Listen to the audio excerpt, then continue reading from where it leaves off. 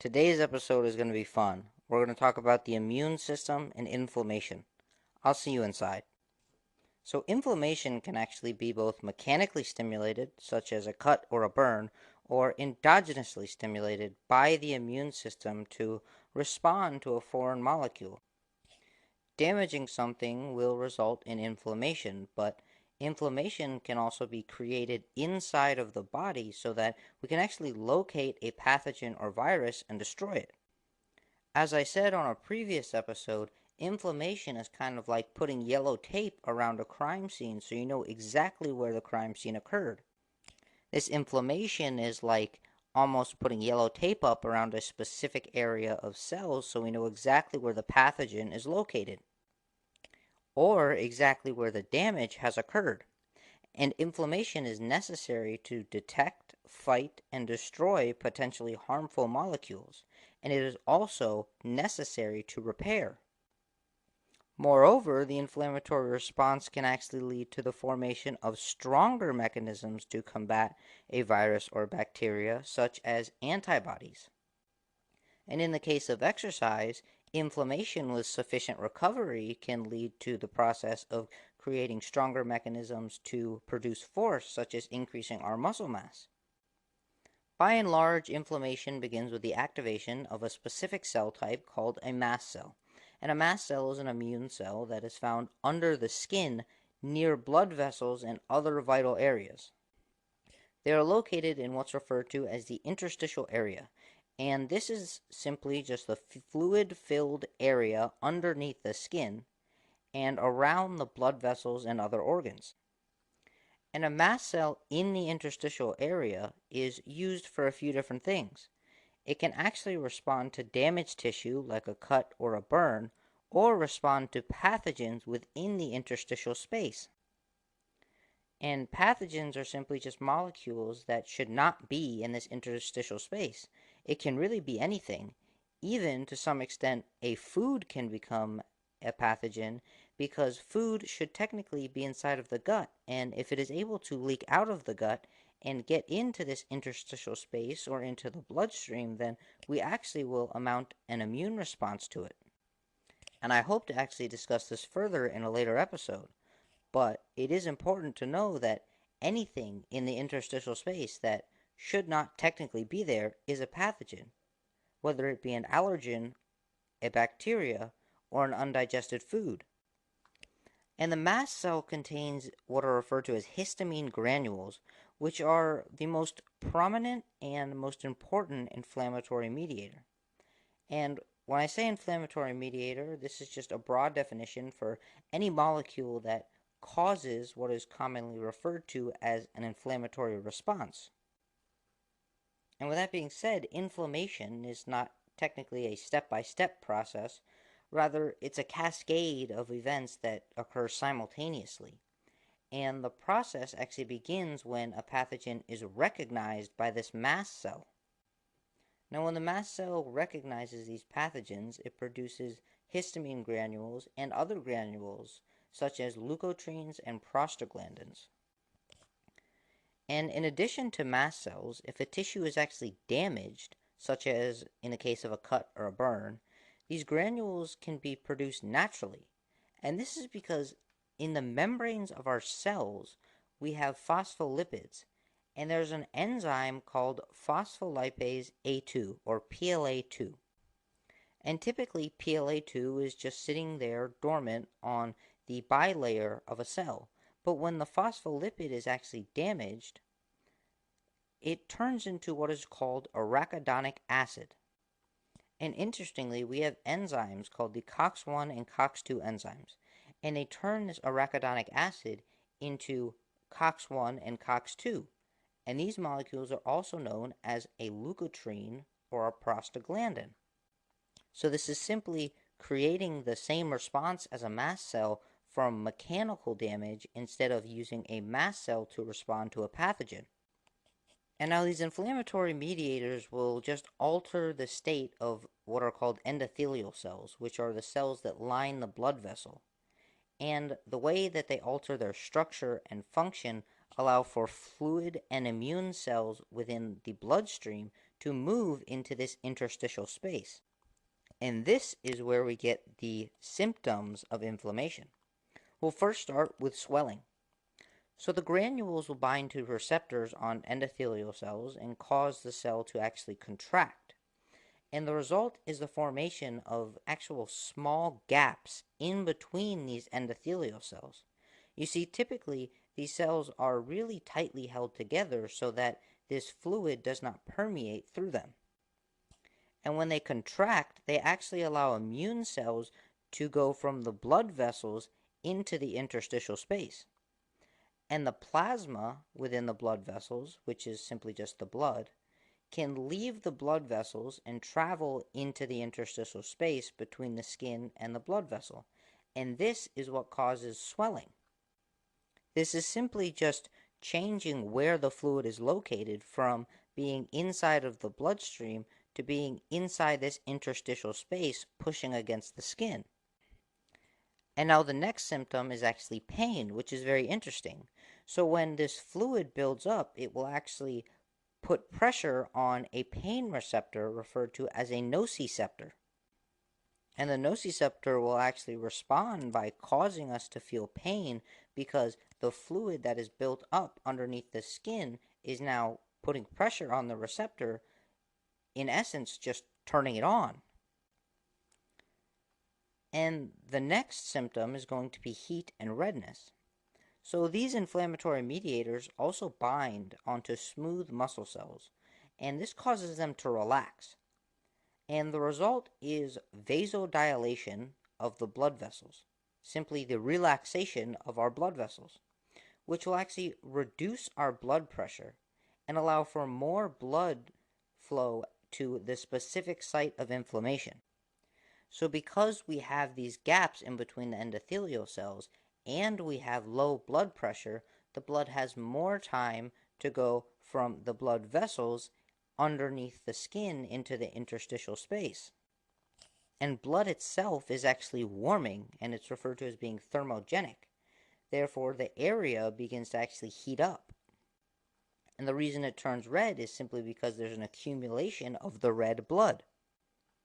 And we also will begin to get a fever. And the reason for this is because when an immune cell begins processing an antigen, it will secrete what's referred to as interleukin 1 and TNF alpha.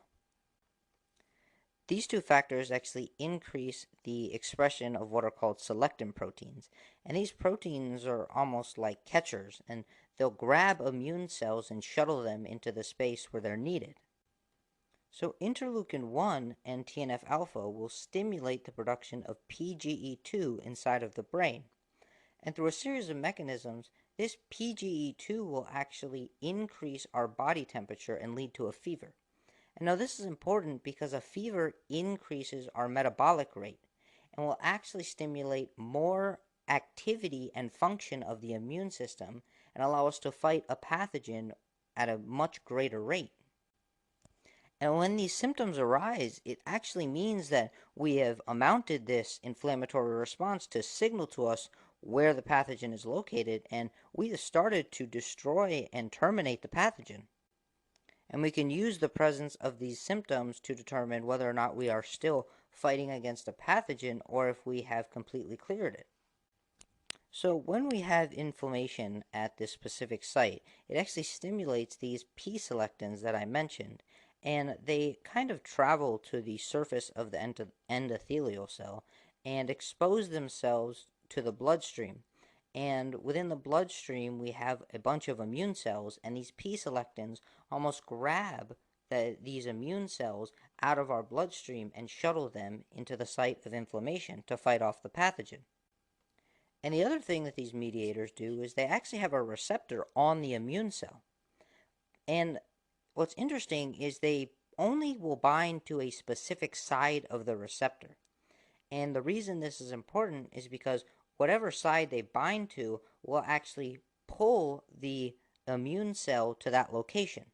This is simply how the inflammation can actually signal to immune cells where a pathogen is located, and it's referred to as positive chemotaxis. For example, if the pathogen is located on the left of where the immune cell currently is, the inflammatory mediator will actually bind to a receptor on the left side of the immune cell, and then the immune cell will begin traveling to its left and finally meet the pathogen. And immune cells have the capability to form a complex around a pathogen and, for lack of a better word, ingest it. So the pathogen will actually enter into the immune cell, and the immune cell will form what's referred to as a vesicle around the pathogen, which is simply like taking a pair of shoes and putting it into the box. The box is the vesicle, and the shoes are the pathogen. And inside of the immune cell, there are what are referred to as hydrolytic enzymes. And these will form a complex around the vesicle that was created, and it will create what is referred to as a phagolysosome. And then these enzymes will begin to break down the structure of the pathogen, except they leave what is referred to as an antigen. And this is extremely important for what is referred to as the adaptive immune system. This antigen is a way that in the future we will be able to recognize the same pathogen. So the antigen is simply just a molecule inside of whatever the virus or pathogen we are fighting. And the body has this extremely complex system of taking this antigen and developing very specific immune cells that are highly specialized to recognize the specific antigen. And then in the future, if this same antigen ends up inside of our body, we mount a much quicker, much more rapid, and much more effective immune response to it. And this is the impetus of getting a flu. Getting a flu shot is actually purposefully exposing ourselves to the pathogen that is the flu and amounting this entire immune response. And once the immune cells have kind of engulfed this pathogen, they allow this antigen to remain, and then we will make specific cells that can better fight off the flu pathogen in the future. And this is referred to as the adaptive immune system. With that being said, this could actually get slightly dangerous sometimes. So, as I mentioned earlier, sometimes food can get into the bloodstream. And in the bloodstream, food simply is not welcome. So, we will mount an immune response to it and remember this food as being a pathogen. And interestingly, we actually have almost a small immune system underneath the lining of our gut.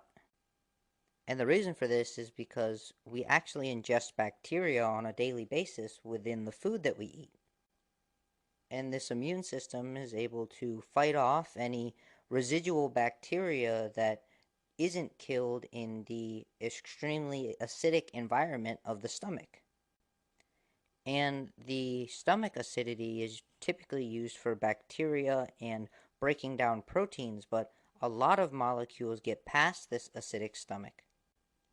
And if one of those molecules had previously been in the bloodstream and is now present in the stomach, we will mount an immune response to it. And this response will be highly specialized and highly voracious. And it's important to remember that the first step of the immune response is this inflammatory process.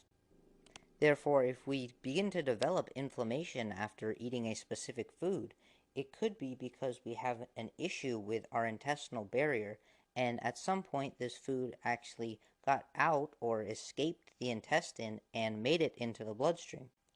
So unfortunately for us, we may not actually be able to continue eating this food, at least not for a sufficient period of time, because when we do eat the food, the body will actually begin to over-respond to it. And now, the only unfortunate part about this is that the foods that we eat on a consistent basis, and the foods that we eat the most, are the ones that have the most chances to actually escape the gut at least once. Which means that the longer you eat a given food, the more likely you are to actually develop an immune response to it. However, the foods that you are most likely to develop an immune response to are foods that actually inflame and damage your gut, because they will first damage the gut, and then because they are present, they will then get into the bloodstream. And this is kind of the impetus of something like celiac disease, where a specific protein in gluten called gliadin will actually damage the gut, and then it will get into the bloodstream. And then in the future, every time that we do eat gluten, we will mount an immune response to it. And with that being said, I'm actually going to leave this one here because I plan to do an entire podcast about leaky gut, which is when food gets out of the gut into the bloodstream, and how leaky gut may actually have a connection to autoimmune disease. But that wasn't the topic of today's episode, and that will be the topic of a later podcast. I hope you enjoyed, and I hope to see you next episode, and I hope you tune in to the episode I just mentioned. Have a great day, and thank you for listening.